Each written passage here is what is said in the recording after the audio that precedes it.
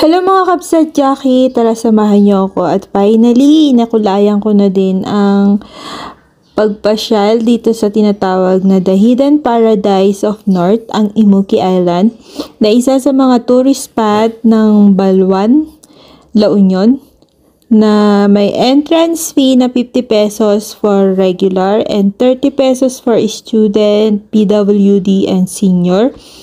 Open sila ng 6 a.m. to 6 p.m. Cottage ay free lang at pwede kayong kumain doon. Basta magbigay lang kayo ng any amount for donation.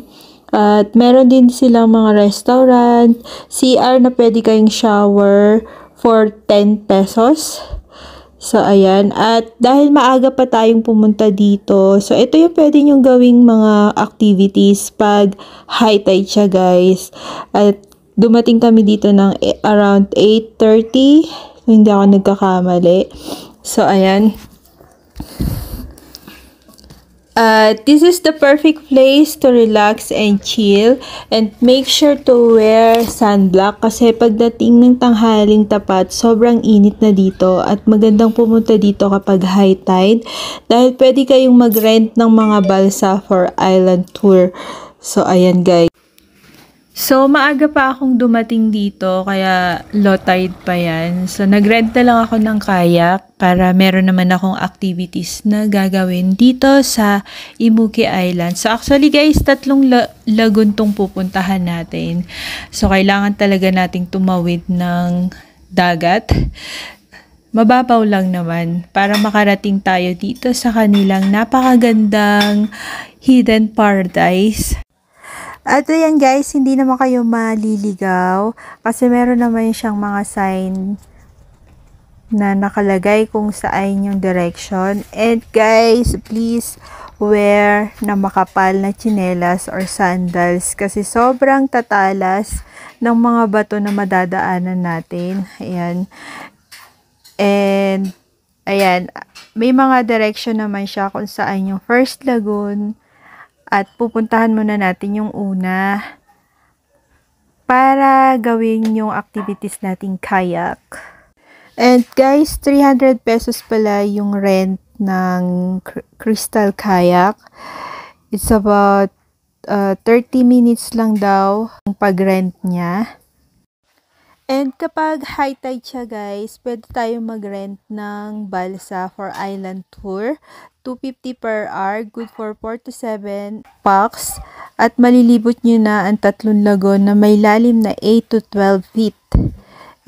I work all night but I feel so calma. Day and night, lagi na lang akong slow. Halika na sa akin ay sumama. Day and night, lagi na lang akong slow.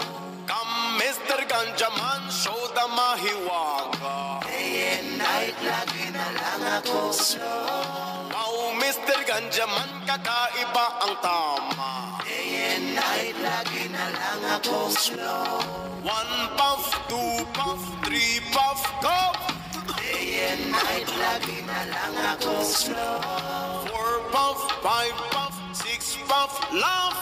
Day and night, lagi na lang akong slow.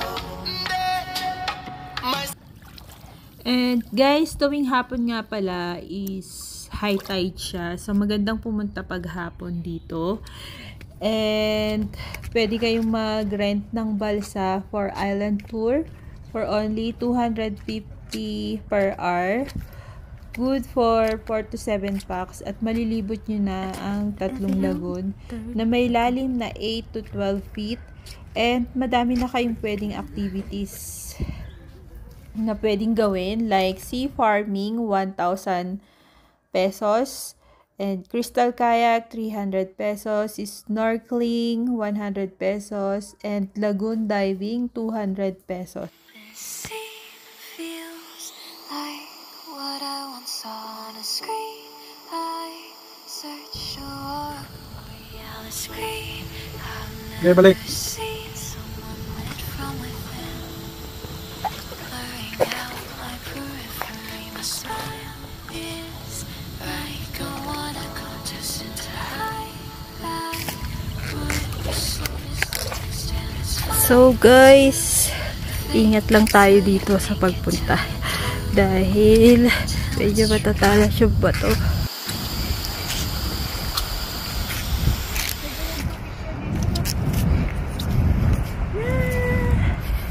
Imuki Island! Welcome to Imuki Island! Ito po talaga yung reality. May dala akong malong kasi sobrang init, as in.